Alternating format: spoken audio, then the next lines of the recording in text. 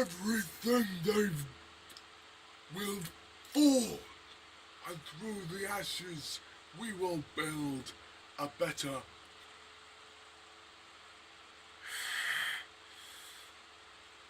Quite the plan you got there. Jean, I saw the end of the world. It's just a fucking dream. Will you grow up, will you? Jesus fucking...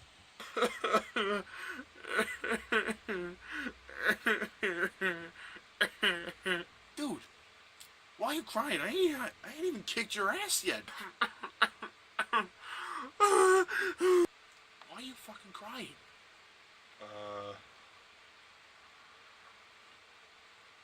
Are you okay there, dude?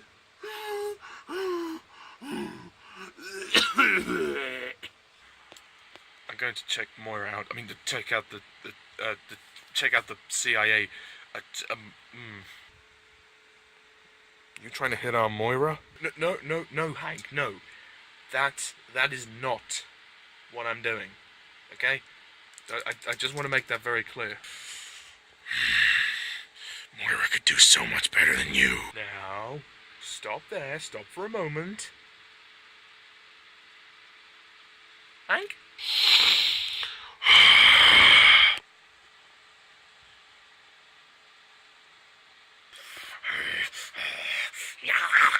Moira, be my girl. I wanna know if you'll be my girl. Hey, Release your power, Jean. you raise me up so I can stand on mountains. You raise me up to walk on stormy seas. I am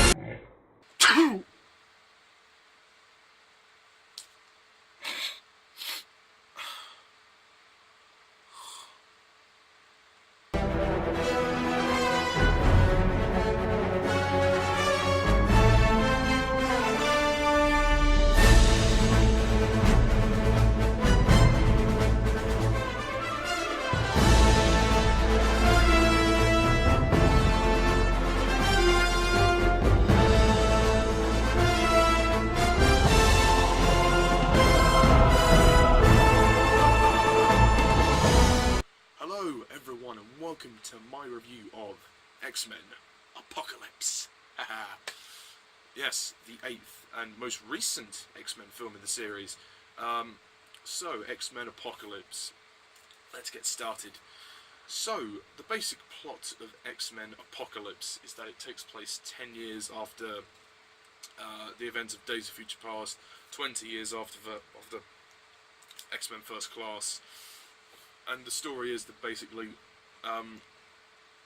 this old godlike mutant, who is the world's first mutant, known as Anu Sabanur, or Apocalypse, has transferred his consciousness into a younger body, and this body has awakened. He plans to wreak havoc on humanity and cause an apocalypse, and meanwhile there's many other things going on, like Xavier has fully established himself as a professor, and he has brought on some new recruits for the school, including a young Cyclops and a young Jean Grey, and a young Nightcrawler. As well, we have Magneto, who is living in isolation in Poland with his wife and daughter, but that things take a turn for the worst, and then, you know, we follow his story from there on. Meanwhile, Quicksilver also comes back to try and reconnect with his father, Magneto. And there's other characters that come back, like Raven comes back, Moira comes back, and yeah, then the X-Men have to stop Apocalypse. That's pretty much the easiest way to describe the plot of X-Men Apocalypse. Yeah, so X-Men Apocalypse. This movie's getting really... The reviews are really slamming this one. I mean, it's not getting the best of reviews, which is a shame. I'm not with the critics on this one. I actually enjoyed this film. I thought X-Men Apocalypse was a pretty decent film. I mean, it's nowhere near as good as it could have been. Don't get me wrong, it still could be better. But I just don't think it's as bad as people keep saying it is. It's not the worst movie of the series, no way. First of all, let's start by saying it's not brilliant. I think there are some problems with the storytelling, which is unusual for Bryan Singer. I feel that the story gets a bit confusing and a bit jumbled at times. It gets a bit bloated. And with all the characters they're thrown in there, it's quite extravagant. But it's nice to see the cast return, or the ones that have been in the previous films, like James McAvoy and Michael Fassbender. They're both excellent in this film. They give some great performances. I don't know if it's their best performances, but it's, you know, they still do really good. Who else? Jennifer Lawrence comes back as Mystique. This is apparently her last performance as Mystique, although I don't know. I mean, she might change her mind. I mean, I wouldn't rule out the possibility of her coming back again, but yeah, we'll see. Yeah, Jennifer Lawrence is good as Mystique. Her character doesn't really have much involvement with the plot. I feel she's just dragged in there just for the sake of it. But you know, if you've got Jennifer Lawrence in there for the sake of it, that's not so much of a bad thing in my eyes. I want to talk about the newer characters as well. Like, we've got some new characters here. We have Nightcrawler, who is played really well by the young actor whose name escapes me. I think I still prefer Alan Cummings' portrayal, but the young guy does a good job. You have Ty Sheridan as Cyclops / Scott Summers, and you have Sophie Turner as Jean Grey. They are both really good in this film. They are both very good.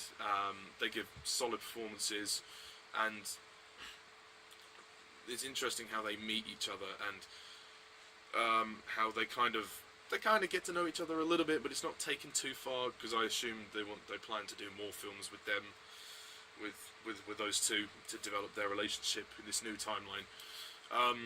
I want to give a special shout out to Cyclops. This is the best that Cyclops has ever been done in an X-Men film, I have to say.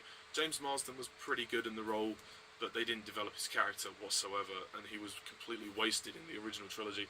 It's nice to actually have some focus put on Cyclops for a change, and also Havoc is in it as well. Alex Summers, who unfortunately dies. I mean, it's not much of a giveaway.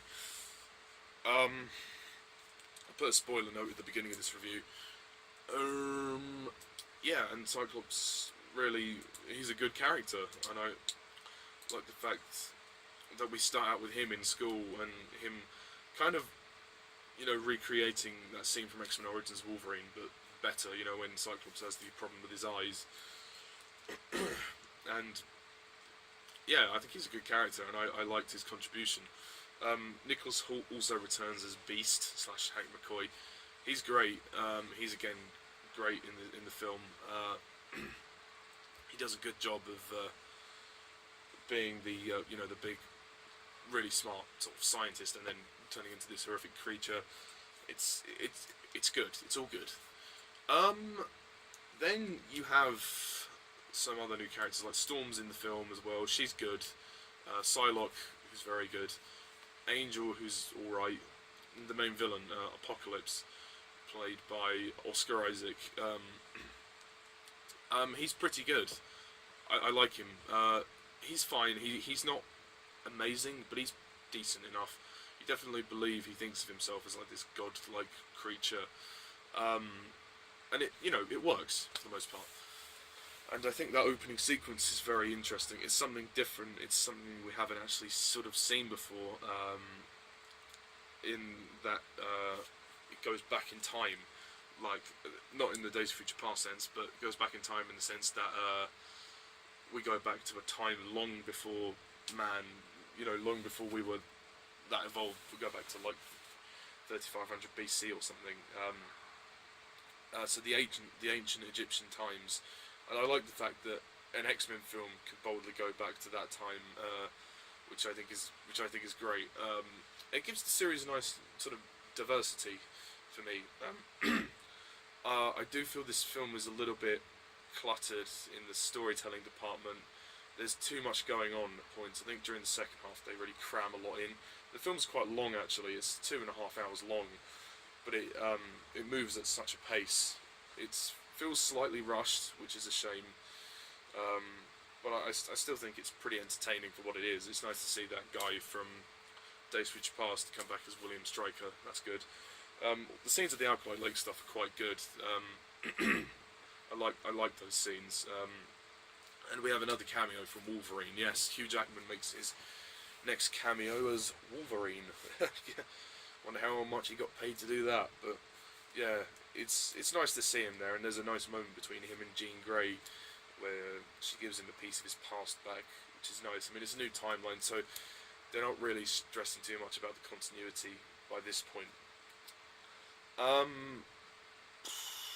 What else? The music is good by John Ottman. It's pretty good. They've used the theme again, which is nice. That X2 theme, you know, the dun dun dun dun dun dun dun dun dun dun dun. That theme should be in every X-Men film.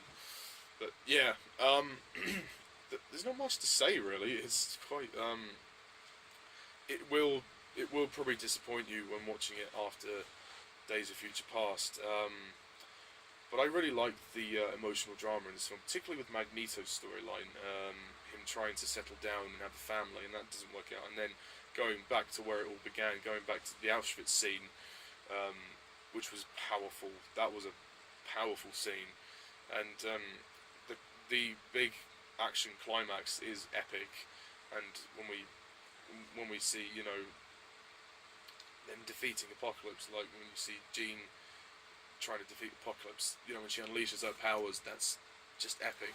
It doesn't have the emotional punch of Days of Future Past, which is unfortunate, as in the climax anyway. I mean, they try to, but it just feels a bit rushed, which is a shame. But yeah, it's just not great. One of the best scenes of the film is definitely the Quicksilver scene. I have to say, this scene might actually top the kitchen scene. It might actually be even better. It's fantastic. Just seeing, you know, with the song "Sweet Dreams," it's it's just great. It's great. You gotta love it. You gotta love it. It's Evan Peters. He's great in the film as well.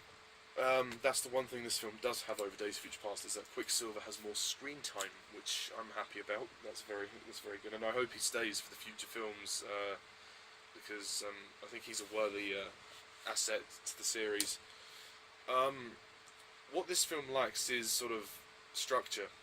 It's trying to throw everything in at once and hoping for the best. There's some great scenes around this, but I do feel the structure's slightly been lost. I think Bryan Singer let this fall apart a little bit. Not to the extent of like X-Men 3 or X-Men Origins Wolverine, but it doesn't quite hang dramatically as well as Days of Future Past or some of the previous films. But it's good. I think it's good fun. It romps along, and the brief character moments they do have are good, but I just don't think there's enough drama going on. It's more. It feels like it's more action driven, which is a shame, really. But yeah, I mean, if you're an X-Men fan, I'd recommend you see it, because, you know, at least you get to see it just to see what it's like. And the production design is great. Oh, sorry, I'm a bit tired. I don't know what else to say. I liked how we see, you know, Nightcrawler at the beginning when he's introduced, like in East Berlin. That's good. I don't know. I mean, also I think some of the visual effects look a bit tacky. I think they could have cleaned up the visual effects. I think if maybe they'd waited another year, maybe this film might have been a little bit better, I think. But I think for what it's worth, it's decent, it's fun. There are some nice emotional scenes, but as a whole it doesn't hang together as well as you'd like. but it is fun. The new cast are great, and the old cast that they've already got are good. And it's interesting when Xavier goes bald in the end. That's very nice. And yes, the after credits scene is very interesting. I'm not exactly sure what it's setting up. My guess is that it's setting up the next Wolverine film, whatever that may be. But yeah.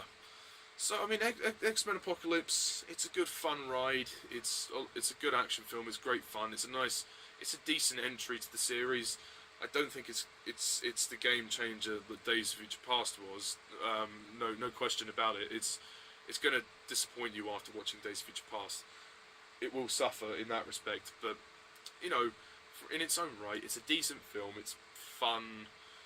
It's not too heavy on plot. I think the plot gets slightly lost with itself. It needed a bit more sort of coherency. Well, not coherency, just more depth to it. Like the plot, you know, it goes a bit AWOL at some points, but it's not too bad. But yeah, that's really it for X-Men Apocalypse. I don't have much else to say. I'm probably going to give X-Men Apocalypse a 7 out of 10.